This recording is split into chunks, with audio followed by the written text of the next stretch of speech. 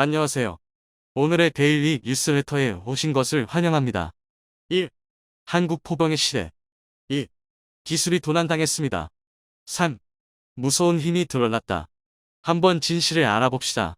대한민국이 첨단 포병의 문을 열었습니다. 바로 레이더 포병 시대에 안전히 돌입할 준비를 시작했기 때문인데요. 현재 우리 군은 4단급 포병대까지 대포병 레이더를 배치하기 위해 4단급 대포병 레이더의 개발과 배치를 선언했는데요. 대포병 레이더는 적의 포격을 추적해 포병의 위치를 특정하는 장비로 대포병 레이더를 잘 갖춘 군대와 레이더가 없는 군대의 싸움은 눈뜬 장님과 저격수의 전투나 마찬가지일 정도로 그 격차가 어마어마합니다. 그래서 우리 대한민국 역시 미제 TPQ 레이더와 스웨덴제 아서 K 레이더를 운용해왔습니다. 하지만 심각한 문제가 있었습니다. 몇몇 사건으로 제대로 된 이해도 없이 부랴부랴 소량만 들이다 보니 운용은커녕 유지 보수조차 제대로 이뤄지지 않았으며 성능 부족으로 많은 문제가 생겼습니다. 이 때문에 방산비리 논란까지 일어날 정도였는데요. 이처럼 문제가 계속 지적되자 우리 군 역시 사태의 심각성을 깨달았고 국산 레이더 개발에 박차를 가하게 됐습니다. 우리 군은 이를 바탕으로 한 차세대 대포병 레이더를 개발했는데요. 그 결과물이 지난 아미타이거 여단 출범식에서 청경이라는 이름을 부여받은 TPQ-74K 청경 대포병 레이더입니다. 청경은 우리 육군의 군단급 제대에 배치되어 각 전선에서 적의 기습적인 도발에 대응할 예정입니다. 하지만 아무리 성능이 뛰어난들 양산된 수가 적다 보니 대응력이 떨어지고 모든 전장을 책임질 수 없다는 비판이 많습니다. 이에 따라 우리 군은 새롭게 4단급 대포병 레이더의 개발을 시작했는데요. 이는 청경의 공백을 메우고 남아가 전군의 배치 중민, 풍익과 비격의 효율을 극대화하기 위함입니다. 만약 4단급 대포병 레이더가 대한민국의 모든 사단에 배치되면 대한민국 포병은 이전까지와 비교도 만될 정도로 정확하고 빠르게 적 포병의 위치를 찾을 수 있게 되는데요. 결과적으로 적의 대포가 우리의 몇 배가 되더라도 대등한 전투를 펼칠 수 있게 됩니다. 그런데 세상에서 우리 대한민국보다 많은 포를 가진 나라는 그리 많지 않습니다. 심지어 155mm 이상의 중 자주포 전력을 기준으로 할 경우 대한민국을 이길 나라는 지구상에 존재하지 않습니다. 그러니까 대포병 레이더만 잘 갖춰지면 대한민국이 세계 책감의 포병 전력을 보유하게 된 것이죠. 그러나 이 모든 일이 그리 간단하게 이루어진 것은 아닙니다. 일반인들에게는 잘 말려지지 않은 숨은 비화가 있는데요. 그래서 준비했습니다. 오늘은 4단급 대포병 레이더의 개발과 그 뒤에 감춰진 여러 이야기들에 대해 말려드리겠습니다. 지난 2010년 11월 방산비리 논란에 대한민국이 발칵 뒤집혔습니다. 논란의 배경은 휴전 후 처음으로 북한이 대한민국에 대규모 포격을 가한 명평도 포격전이었는데요. 포격전 과정에서 우리 군의 대포병 레이더가 제대로 작동하지 않았다는 사실이 밝혀진 것입니다. 이에 따라 철저한 조사가 이루어졌는데요. 그런데 그 조사 결과가 참 당황스러웠습니다. 연평도에 배치된 TPQ-37이 노후화가 심해 고장이 잦은 데다가 기본 성능부터가 하루에 6시간 이상 작동시킬 수 없는 고물이었던 것인데요. 심지어 그 과정에서 해당 체계가 무려 20년 동안 거의 개량되지 않았다는 충격적인 사실이 밝혀졌습니다. 이 소식에 많은 군 전문가들이 군의 무능을 성토했습니다. 현대 포병 전략의 핵심 장비인 대포병 레이더를 제대로 준비하지 않은 군의 만일함이 일어나게 하면 만들 피해를 만들었다는 것이었습니다. 그렇다면 대체 대포병 레이더가 어떤 무기이기에 이런 이야기가 나오는 것일까요? 이에 대한 해답이 최근 벌어지고 있는 우크라이나 전쟁에 있습니다. 지난 5월 19일 미 상원에서 우크라이나에 대한 400억 달러 규모의 예산 지원만이 가결됐습니다. 우리 돈으로 무려 50조 원이 넘는 거금인데요. 이 정부는 이 지원만이 가결되자마자 18문의 M777 155mm 곡사포와 견인 차량의 지원을 결정했습니다. 그런데 함께 들어간 물자 중에 일반인들은 예상할 수 없던 물자가 들어갔습니다. 바로 3대의 TPQ-36대 포병 레이더가 그 주민공이었는데요. 미군의 유능한 군인들이 우크라이나에게 당장 공급해야 할 핵심 무기 중 하나가 아무런 공격력도 없는 레이더라고 판단한 것입니다. 세계 최강 포병 전력을 갖고 있는 미군이 이런 결정을 한 배경에는 먼저 포병 전술을 알아야 합니다. 현대 포병전의 핵심은 쏘고 도망치기입니다. 바로 슈트 스쿠트인데요. 이유는 간단합니다. 제자리에 있으면 죽기 때문인데요.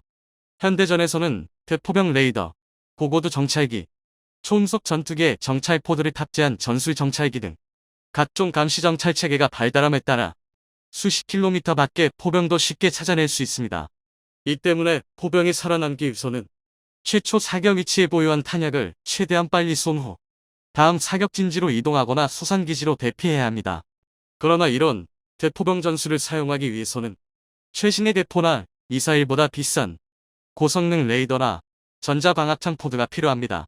따라서 대포용 레이더는 가난한 나라는 쉽게 살 수도 유지할 수도 없는 게 사실입니다. 우크라이나 역시 마찬가지로 상당한 규모의 포병에 비해 대포병 작전에 쓸 장비가 턱없이 부족했습니다. 그래서 미국이 나섰는데요. 돈바스 내전이 한창이던 지난 2016년 TPQ-36 레이더 2대를 제공했으며 이번 전쟁 중에도 여러 차례의 TPQ-36을 지원했습니다. 그리고 이 지원 덕에 우크라이나 군은 M777 견인국 사포, 세자르 자주포, 크라프 자주포, 하이마스 등 서방으로부터 지원받은 대포의 성능을 최대한 발휘할 수 있었습니다. 이 때문에 제대로 명중하기 어려운 최대 사거리에서도 대포병 레이더가 제공한 정확한 지원 덕에 신속하고 정확한 사격 후 이탈이 가능했습니다. 그러니까 전쟁이 일어난 지 4개월이 넘었음에도 압도적인 화력을 가진 러시아 포병을 우크라이나 포병으로 버티고 있는 것은 어디까지나 대포병 레이더 덕분이라는 것이죠. 이처럼 대포병 레이더는 현대 포병이라면 반드시 보유해야 하는 핵심 장비입니다. 당면이 우리 군 역시 대포병 레이더를 보유 중인데요. 우리 군은 미국이 우크라이나에 제공한 TPQ-36은 물론 앞서 면평도 사태에서 논란이 됐던 TPQ-37과 2009년 도입한 스웨덴제 아서 K 대포병 레이더를 운용 중입니다. 1994년 우리 군은 포병으로 서울을 쓸어버리겠다는 건의 서울 불바다 선언 이후 압도적인 적 포병을 빠르게 제거하기 위해 미제 TPQ-36 11대와 TPQ-37 5대를 도입했습니다. 그런데 충격적이게도 사실 우리 군은 대포병 레이더를 신뢰하지 않았습니다. 그 이유는 쉽게 고장이 나는 데다 비싼 대포병 레이더를 도입하느니 잘 훈련된 관측반을 운용하는 게 좋다고 생각한 것입니다. 그래서 비싼 대포병 레이더는 적의 위치만 대충 파악할 수 있는 기본형만 구색 맞추기로 도입하고 기존 시스템을 유지했는데요. 관측반은 전투 중 최전방으로 이동해 적의 재원을 후방의 아군에게 전달하는 역할을 하는 소규모 편제인데요. 잘 훈련된 관측 장교가 지휘하는 관측반은 전황에 따라 적재적소에 필요한 지원을 할 수 있게 지금도 포병에서는 이 관측반을 운영합니다. 하지만 한반도 특성상 관측반은 최전방의 고지들에서 정찰 임무를 수행해야 하기 때문에 사실 모든 임무가 많이 고됩니다. 그래서 주로 신참소이나 일을 잘 못하는 중위들이 관측 임무를 맡는데요. 당면한 말이지만 이래서야 관측이 제대로 될 리가 없습니다. 게다가 관측을 아무리 잘한들 TPQ-37이 감지할 수 있는 최대 탐지거리인 50km밖에 적을 탐지할 수 있을 리가 없습니다. 그래서 2000년대 들어 우리 군의 엘리트 포병 장교들은 대포병 레이더를 도입하기 위해 신규 도입 사업을 추진했습니다. 그 결과 2006년 스웨덴제 아서 K 대포병 레이더가 우리 군에 정식 채용됐습니다. 과거부터 있던 TPQ-36, TPQ-37보다 훨씬 작은 크기임에도 불구하고 더 먼 거리를 탐지할 수 있고 분당 10개의 표적을 동시 추적할 수 있는 TPQ-37보다 무려 10배나 많은 100개의 표적을 추적할 수 있었습니다. 뿐만 아니라 사거리가 짧거나 탄도가 직사에 가까운 해안포 등의 위협을 탐지할 수 있어서 TPQ-37이 감당하지 못하는 부분을 보완할 수 있을 것이라 기대했습니다. 그리고 2015년 보란듯이 서부전선 포격전에서 제5보병사단에 배치된 아서 K가 4발의 표적을 탐지하는 성공적인 성과를 거뒀는데요. 하지만 문제가 있었습니다.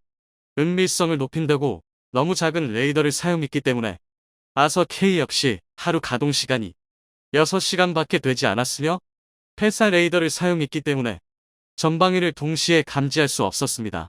게다가 머나먼 스웨덴제 외선 무기이다 보니 유지보수와 개량 역시 간단하지 않았습니다.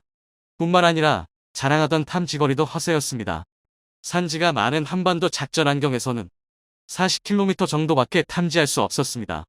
그리고 무엇보다 엄청난 숫자의 포병 전력을 보유한 국군이 사용하기에는 그 수가 너무 부족했습니다. 그런데 이는 도입 당시부터 지적됐던 사항이었습니다. 차라리 미국에서 전파방해 대응체계 시행과 자동 tik치 장치 등을 넣어 개량한 TPQ-37을 샀거나 미제 첨단 대포병 레이더 TPQ-53을 사야 한다는 목소리가 높았습니다. TPQ-53은 질화 갈륨가엔 소자를 사용한 S밴드 이사 레이더를 사용해 60km 밖 표적을 정확히 탐지할 수 있었고, 기존에 사용하던 TPQ 시리즈와 유사했기 때문에 많은 이들이 비싼 돈을 주고 애매한 맛서 K를 샀다며 방산비리가 아니냐는 비난을 했습니다. 그런데 사실은 달랐습니다. 군이 와서 K를 도입한 배경에는 일반인들에게는 알려지지 않은 감춰진 이유가 있었는데요. 바로 기술 이전이었습니다. 외산의 문제점을 절감한 우리 군이 국산 대포병 레이더를 개발하기 위해 미국산보다는 조금 성능은 떨어지지만 기술 이전을 내건 스웨덴 사브사이 아서 K를 도입한 것입니다. 이 때문에 사브사이 대포병 레이더를 구입한 건데, 이런 자세한 내용을 모르는 일부 언론은 한국군의 방산비리라는 오해를 불러일으키는 기사를 보도한 것인데요. 이런 군의 노력 덕에 2011년부터 국산 대포병 레이더의 개발이 시작됐고 2017년 4월 말 체계 개발이 완료됐습니다. 그 결과물이 지금 아미타이거 시범 여단에 배치된 TPQ-74K 천경입니다. 천경은 TPQ-53처럼 가엔 소자를 사용한 C밴드 이사 레이더를 사용해 최대 70km의 적을 탐지할 수 있으며 평시에는 8시간 운용할 수 있습니다. 대신 한 개까지 작동시키면 최대 18시간 가동이 가능한데요. 이 천경이 배치됨에 따라 24시간 북한의 포병 전력을 감시해야 하는 우리 군의 역량이 비약적으로 향상됐습니다. 뿐만 아니라 이사 레이더를 이용해 360도 전방위를 동시에 탐지할 수 있어 동부 전선처럼 복잡한 산막지대에서 벌어지는 난전에서도 유용합니다. 그리고 무엇보다 레이더를 비롯한 핵심 장비를 모두 포함해 국산화율이 무려 95%에 달합니다. 이렇게 되면 야전에서 손쉽게 정비하고 빠르게 부속을 공급받을 수 있습니다. 그런데 천경에도 치명적인 단점이 있습니다. 바로 부족한 수량 문제인데요. 천경의 생산 능력이 부족한 것은 아닙니다. 그런데 우리 군에 필요한 대포병 레이더가 현실적으로 너무 많이 필요합니다. 현재 국군은 보병여단과 기계화 여단에 105mm 차륜형 자주포과 120mm 자주 박격포 비격을 도입 중입니다. 이에 따라 4단급 이하 제대에서도 대화협전 수행에 필요한 대포병 레이더의 수요가 폭증 중인데요. 그런데 고가의 고성능 무기인 천경만으로 이를 다 감당하기에는 무리라는 것이죠. 그래서 현재 군은 4단급 대포병 레이더의 개발을 시작했습니다. 천경의 크기를 줄여 단가를 낮추고 모든 4단의 대포병 레이더를 배치할 계획으로 보이는데요.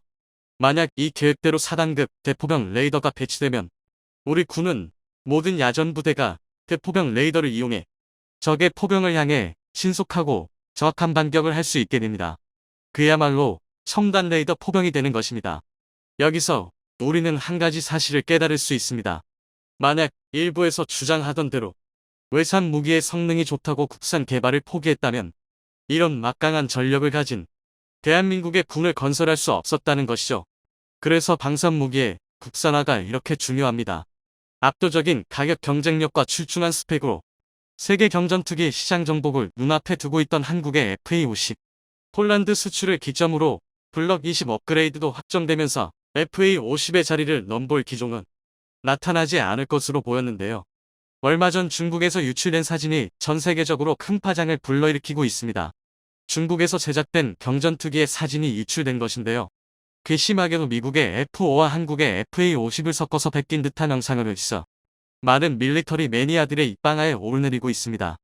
이 새로운 경전투기는 FA-50의 강력한 경쟁자로 주목받고 있습니다. 성능 면에서 FA-50에는 전혀 미치지 못하지만 어처구니가 없을 정도로 싼 가격을 무기로 공격적인 판촉에 나선 상태입니다. 아니나 다를까 중국이 만들었기 때문이죠. 세계 전투기 시장의 뜨거운 감자로 떠오른 중국의 FTC 2000G에 대해서 지금부터 상세히 뜯어보도록 하겠습니다. F-22 랩터로 대표되는 5세대 전투기가 세상의 모습을 드러내고 나서 미래의 공중전은 5세대 전투기가 지배하게 될 것으로 여겨졌습니다. 이런 예상이 아주 들린 것은 아니었습니다. 현재 공중전의 승패를 판가름하는 열쇠는 5세대 전투기에 달려있다고 해도 과언은 아니기 때문입니다.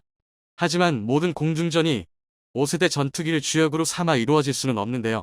F-22 같은 미국제 5세대기가 너무 앞서 나간 존재다 보니 비슷한 성능으로 재현하는 것조차 하늘 별 따기였기 때문입니다.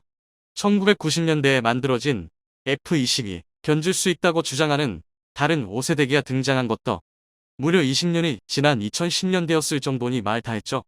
그나마도 러시아제와 중국제라서 그 성능의 진위를 크게 의심받고 있는 상황. 2022년 현재도 5세대기를 보유하고 있다는 것은 미국의 우방이라 미국이 5세대기를 팔아줬다는 의미와 다르지 않습니다. 5세대기 등장을 통해 공중전에 대한 각국 군의 인식과 교리는 크게 바뀌었습니다. 하지만 도저히 따라잡을 수 없는 기술 격차를 메우지 못해 혹은 천문학적인 비용 문제를 감당하지 못해 여전히 대부분의 공중전은 5세대에 한참 못 미치는 성능의 전투기로 치러지고 있는데요. 슬슬 세계 각국은 5세대급 기술의 개발을 시간에 맡겨두고 당장의 안보는 4.5세대 전투기에 맡기는 방향으로 현실과 타협하고 있습니다. 이미 기술의 첨단은 6세대 전투기를 가리키고 있지만 안보 위기를 겪는 국가들이 모두 이런 최첨단 무기를 갖출 수는 없었기 때문이죠. 대신 완전 스텔스를 제외한 5세대기의 일부 성능을 갖춘 4.5세대 전투기로 공군 전력의 평균을 끌어올리는 방법을 택한 것입니다. 이런 상황은 5세대 전투기 시대를 예한 미국조차 다르지 않습니다. 아무리 국방비 투자가 많은 미국이라도 공군 전투기 전부를 F-22나 F-35 같은 5세대 스텔스기로 도배해놓고 운용할 방법은 없습니다. 미군 역시 F-15 이글, FA-18은, F-16 파이팅 펠컨 등 잘 만든 과거의 기체들을 개량 및 현대화시켜서 지금까지도 잘 활용하고 있죠. 한국을 포함한 다른 많은 국가들도 이런 전략을 따라 4.5세대 기체들로 주 전력을 채우고 소련 도입한 5세대 기체로 군사적 억지력을 형성하는 하이로 믹스를 채택하고 있습니다. 이런 기류가 형성된 것이 근래의 일은 아니지만 러시아의 우크라이나 침공은 전 세계가 이러한 기류에 편승하는 속도를 가속시키는 계기가 되었습니다. 한치라도 어긋났다가는 세계대전으로 번질 수 있는 상황에서 세계 각국은 생존을 위해 허겁지겁 국방력 강화에 나섰습니다. 그리고 그 반사의 이익을 가장 크게 본 나라가 바로 한국이었죠. 4.5세대 전투기에 대한 세계적인 수요가 삽시간에 폭발한 데에 비해 정작 미국을 제외하면 제대로 된 전투기를 만들 수 있는 나라가 몇 되지가 않았습니다. 하지만 미국은 적이 될 가능성이 조금이라도 있는 나라라면 절대로 자국산 무기를 내주지 않습니다. 그런 상황에서 고를 수 있는 옵션은 인도의 테자스, 이탈리아의 M346, 파키스탄의 JF-17, 그리고 한국의 FA-50 정도가 있었는데요. 냉정하게 말해서 FA-50을 제외하고는 전부 심각한 문제점을 안고 있는 하자품들입니다.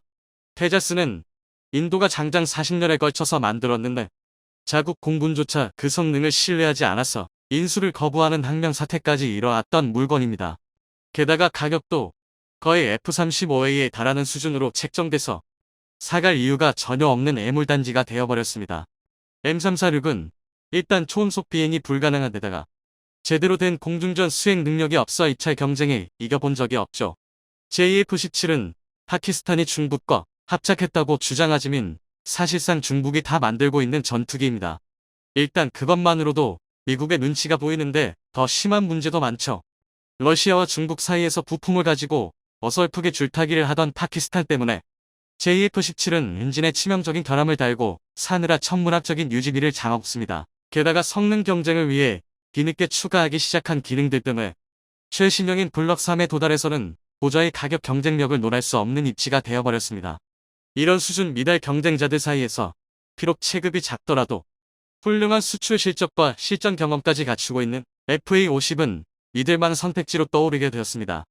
FA-50과 그 원형인 T-50은 인도네시아, 이라크, 필리핀, 태국으로 팔려나갔고 폴란드 수출로 마침내는 나토의 문턱까지 뚫었습니다. 그리고 이를 계기로 이사 탑재, 공대공 공대지 무장통합 등을 포함한 블럭 20으로 강력한 업그레이드를 꾀할 수 있게 되었습니다. 그리고 이 개량이 끝날 쯤에는 FA-50이 세계 경전투기 시장을 제패하는 것이 꿈이 아니게 될 년이었죠. 그런데 여기서 예상치 못한 복병이 나타났습니다. 그 이름은 FTC-2000G. 중국에서 제1구 훈련기를 개조해서 만든 경전투기였습니다. FTC-2000G의 스펙은 사실 FA-50의 비알파가 못 됩니다. 최대 속도 마하 1.2, 폭장량 역시 3톤으로 솔직히 말해서 FA-50이 도저히 자랑할 수 없는 스펙에 있어서도 모자라는 모습을 보여주기 때문입니다.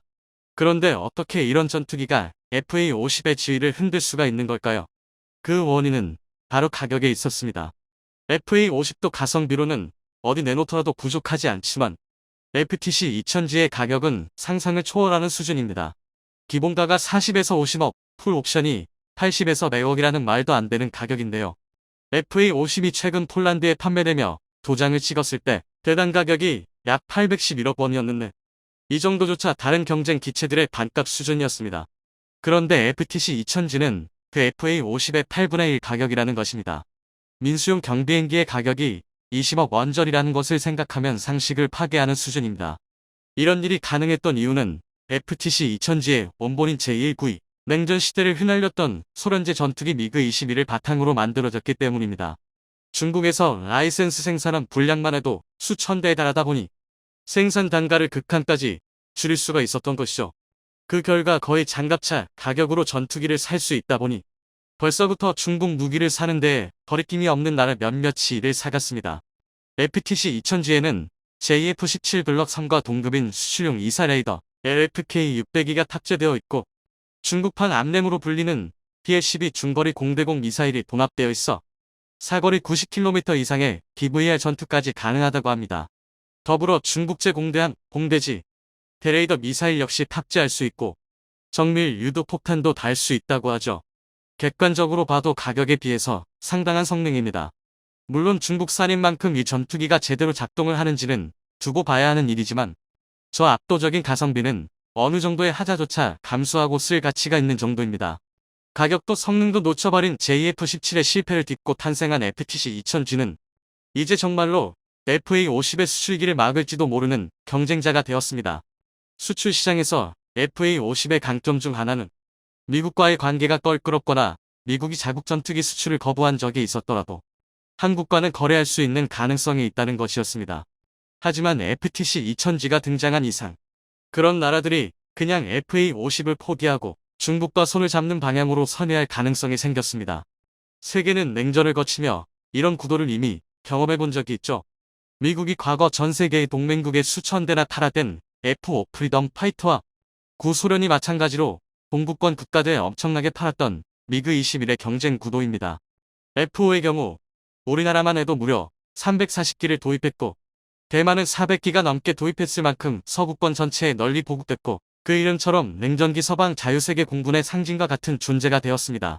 한편 미그 21도 총 생산량만 1만 대가 넘는 베스트셀러죠. 미그 21 역시 F-5와 마찬가지로 냉전기 동구권을 상징하는 무기였습니다. 그런데 애꿎게도 정작 FTC 2000G의 외형은 기반이 된 미그 21보다는 F-5와 FA-50을 쏙 빼닮았습니다. 전투기를 비롯한 항공기에 있어서 그 형상은 곧 성능을 나타냅니다. 아무리 여태껏 항공기 형상의 역사가 한 가지 형태로 압축되는 수렴, 진화의 양상을 띄었다고는 하더라도 키높이와 엔진부의 형상은 F-5나 FA-50을 참고하지 않았다고 발뺌할 수가 없는 수준입니다. 매번 보려듯이 중국이 또 양심도 없이 타국 기술자들의 성과를 베낀 것입니다. 중국은 몇 달 전 새로운 스텔스 전투기 J-35를 공개하면서 자신들이 미국에 F-35를 베꼈다는 정황을 숨기려고도 하지 않았죠. 센서, 레이동, 조종석 구조, 개폐 방식까지 어처구니 없을 정도로 똑같았는데요. 한국이 KF-21을 날리고 얼마 되지 않아 깜짝 공개된 J-35는 누가 봐도 F-35와 판박이었고 심지어는 제식 번호까지 베껴놔서 전문가들조차 고개를 내저었습니다. FTC 2000G 역시 마찬가지의 맥락이었을 것으로 보이는데요.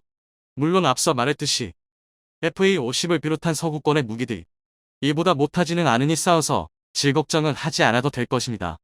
하지만 시장에서의 경쟁력이라는 차원에서는 충분히 경계할 만한 대상이 되죠. 두려워할 필요는 없겠지만 그렇다고 해서 적성국인 중국의 무기를 과소평가하는 것도 바람직하지 않을 것입니다. 우리 방산업계의 대표 효자 상품 중 하나인 K9 자주포. 이 K9이 최근 미군의 최신 포탄인 XM1155와의 호환성 시험을 통과해 세계 방산업계의 주목을 받고 있습니다. 폭탄 6발을 쏘는데 단 44초도 안 걸리는 경이적인 발사 속도의 53km라는 긴 사거리까지 안 그래도 잘 팔리던 K9에 대한 바이어들의 문의가 쇄도하고 있는데요. 전 세계 방산업계의 눈길을 사로잡은 시험 현장으로 여러분을 안내하겠습니다. 지난 9월 미국 애리조나주 요마미 육군 성능평가 시험장에서 K9A1과 K10 탄약 운반 장갑차의 호환성 시험을 겸한 시연회가 열렸는데요. 이번 시험은 최근 하나디펜스가 미 육군 전투능력개발사령부 군비센터 K10과 체결한 공동 연구 개발 협정에 따른 것으로 K9 및 K10이 미군 군수품과 호환성이 있는지 확인하기 위해 마련되었습니다. 미 육군은 차륜형 자주포 성능평가를 통과한 업체를 대상으로 내년 1분기 시스템 공급을 받을 계획이기에 아주 중요한 시험이었지요. 이날 시험은 K10에 의한 미국산 포탄 자동 재공급과 포탄 사격 후 진지 이동, 급속 사격, 발사 속도가 얼마나 빠른지 등을 체크하는 식으로 구성되었습니다. 시험에는 미군에서 기존 M1이 사용해 온 포탄인 M795는 물론 최근 개발된 XM1113 포탄도 사용돼 눈길을 끌었는데요. 특히 훈련 마지막을 XM1113 발사로 장식할 예정이었기에 많은 관심을 모았습니다. K9이 XM1113 포탄을 발사하는 것에 방산업계가 주목한 것은 이 포탄이 향후 미군의 야포에 사용될 예정이기 때문인데요. 올해부터 생산된 XM1113은 미 육군의 신형 155mm 야포탄으로 로켓을 이용해 추진하는 로켓 보조탄, 즉 흔히들 말하는 랩랩탄이라 사거리가 40km 이상으로 미군의 최신 자주포인 M1299에서 발사 시에는 70km까지도 날아갑니다. 또한 정밀 유도 키트가 탑재돼 있어 랩탄의 단점 중 하나인 다소 떨어지는 정확도도 개선되었는데요. 이번 시험은 그 XM1113을 미국산 병기가 아닌 해외 병기로 시험한 첫 사례라 의미가 컸습니다. 그렇다면 시험 결과는 어떻게 되었을까요? 모두가 기대한 대로 대성공이었습니다. 우선 K10을 토한 포탄 자동체 공급은 미국산 포탄을 대상으로도 이상 없이 작동돼 포탄은 모두 K9에 정상적으로 탑재됐고요. 그 뒤 K9은 목표 지점으로 이동해 우리가 아는 것처럼 포탄을 발사 후 유율히 다음 지점으로 이동했습니다. 그러면서 중간에 잠시 급정차 후 360도 회전을 하는 등 기동성을 과시한 기급속 사격 능력을 테스트했는데요. 첫 탄 발사 후 8.27초 만에 다음 탄을 발사했고 두 번째 탄 발사 뒤 세 번째 탄 발사까지는 10초도 걸리지 않았으며 네 번째 탄과 다섯 번째 탄도 발사 간격이 10초가 되지 않았습니다. 마지막 여섯 번째 탄의 경우 발사까지 7초 정도밖에 걸리지 않는 아주 빠른 속도를 자랑했는데요. 탄 6개를 발사하는데 총합 43.29초밖에 소요되지 않는 경이적인 발사 속도를 미군과 방산업계 관계자들 앞에서 뽐낼 수 있었습니다. 이른 탄약 공급이 제때 이뤄지만 한다면 3분 동안 최대 24발의 포탄을 쓸 수 있다는 의미라 K9 몇 대만 있어도 목표 지점을 불바다로 만들기에는 충분하다는 거죠. K9 포탑을 기반으로 한 폴란드의 크라프 등이 왜 우크라이나에서 러시아군에게 공포의 대상이 되었는지는 이러한 시험 결과만 봐도 알 수 있습니다. 마지막에는 모두가 기다리던 역사상 최초의 비미국 신병기에 의한 XM1113 발사 시험이 진행되었는데요. 애리조나의 맑고 푸른 하늘을 향해 발사된 XM1113은 하늘 위로 솟아오르는 꽁무니에서 불꽃을 뿜어내 포물선을 그리며 다시 하늘 높이 날아 136초 동안 비행한 끝에 발사 지점에서 53.009km 지점에 떨어졌습니다. 기존 미군 야포에서 XM1113 발사 시 사거리가 40km라는 걸 생각하면 그것보다 13km를 멀리 날아간 거니 상당한 성과라고 볼 수 있지요. 존 켈리 하나디펜스 USA 사장은 이번 시연은 K9 시스템의 확장된 사거리와 사격 및 기동성, 높은 발사율 외에도 K9과 K10 차량의 미국 군수 및 시스템과의 완전한 상호 운용성을 보여줬다며 공동 연구 개발 협정 목표를 모두 성공적으로 충족시켰다고 평했습니다. 이러한 켈리 사장의 평가가 자화자찬이 아닌 시험을 본 모두의 공통적인 의견임을 유튜브에 공개된 시험 영상 댓글들을 보면 알 수 있는데요. 한 네티즌은 해당 영상을 보고 이게 폴란드 분이 K9을 산 이유라고 댓글을 달았으며 호주에서도 저렇게 하게 될 것이라는 댓글도 눈에 띕니다. 국내 네티즌 중에는 이제 자주포는 다 됐으니 야구만 잘하자는 장난스러운 반응을 남긴 분도 계셨는데요. 시험 결과가 좋게 나온 김에 미국도 K9과 K10을 도입해보는 게 어떻겠냐는 반응도 있습니다. 이번 호환성 시험 통과는 K9의 성능 검증 차원에서도 의미가 있지만 향후 수출에 있어서도 매우 긍정적으로 작용할 수 있다는 점에서 더더욱 의미가 있는데요. K9이 미국에서 미군 포탄을 받아 K9M 사격 시험을 했다는 것 자체가 K9을 사면 포탄 등 미국의 지원을 받을 수 있다는 것으로 충분히 인식될 수 있기 때문입니다. 앞서 언급된 XM1113의 성능 등을 고려하면 이는 상당한 메리트인데요. 그러한 물자들을 받을 시 최적의 성능을 발휘할 수 있는 병기 또한 필요하다는 것까지 생각한다면 나토 등 친서방권 국가들이 K9을 사려고 할 이유는 더 많아질 겁니다. 한화 측도 이러한 이점을 적극적으로 활용하고자 미국 및 미국 방산업계와의 협력을 강화하고 있는데요. 대표적으로 영국의 자주포 획득 사업에 록히드 마틴과 팀 썬더를 구성해 K9A2 모델 기반 자주포를 낼 계획입니다. 국방과학연구소와 함께 진행한 K9A2에 사용될 고반응학 기술의 연구 개발이 작년 8월 완료된 걸 생각하면 아주 시기적절한데요. 고반응어포는 탄약 장전 과정이 100% 자동화돼 K9 1대당 탑승 인원을 기준 5명에서 3명으로 줄여 소규모 부대에서도 운용이 가능하도록 하는 것은 물론 발사 속도도 분당 9발 이상으로 빨라지게 합니다. 이를 기존에 알려진 K9의 장점과 함께 강력히 어필할 수 있다면 영국 시장 진출도 꿈이 아니지요. 또한 한화는 K9A2의 고반응어포에 활용된 기술력을 바탕으로 미군의 사거리 연장 자주포 사업에 자동화 포탑 솔루션을 제안할 방침입니다. 현재 미군은 자주포 현대화 사업 일환으로 사거리 연장 및 구경 증대, 자동화, 발사 속도 향상 등을 추진 중인데요.